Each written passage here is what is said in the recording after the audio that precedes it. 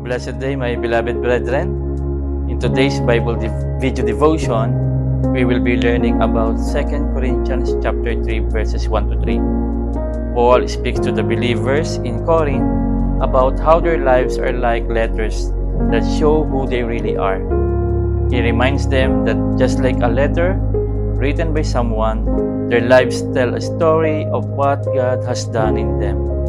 So let's take a look and take closer at these verses and think about what it means for us today. Starting in verse 1, are we beginning to commend ourselves again? Or do we need, as some do, letters of recommendation to you or from you? You yourselves are our letter of recommendation, written on our hearts, to be known and read by all. And you show that you are a letter from Christ, delivered by us, written not with ink, but with the Spirit of the living God, not on tablets of stone, but on tablets of human hearts. Paul tells the Corinthians that they are like a letter from Christ.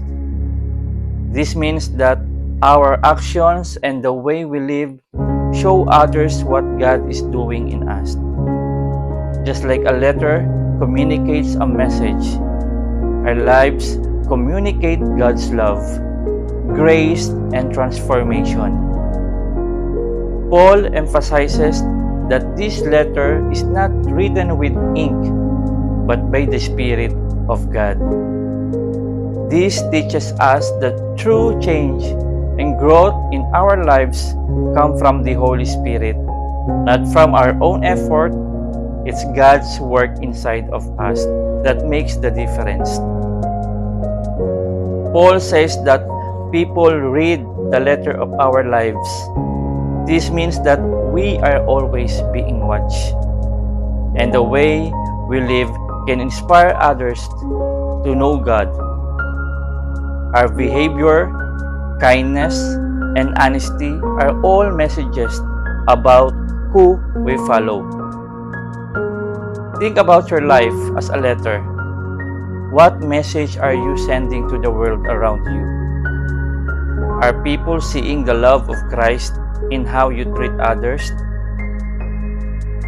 Allow the Holy Spirit to write His message in your heart. Ask God to help you live in a way that reflects His love and truth. Remember, your life may be the only letter some people ever read about Christ. Make sure it's a message of hope, forgiveness, and grace.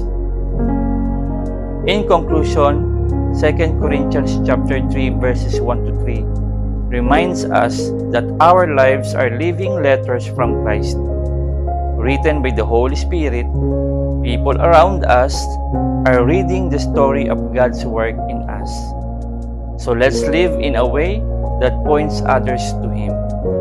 We don't need fancy letters of recommendation to prove who we are. Our transformed lives are the best proof of God's power at work in us.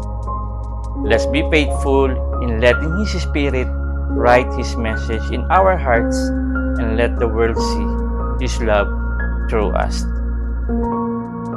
Dear God, thank you for writing your message of love and grace in our hearts through the Holy Spirit. Help us to live in a way that reflects you to everyone around us. May our lives be a letter of hope and truth to others. In Jesus' name, amen.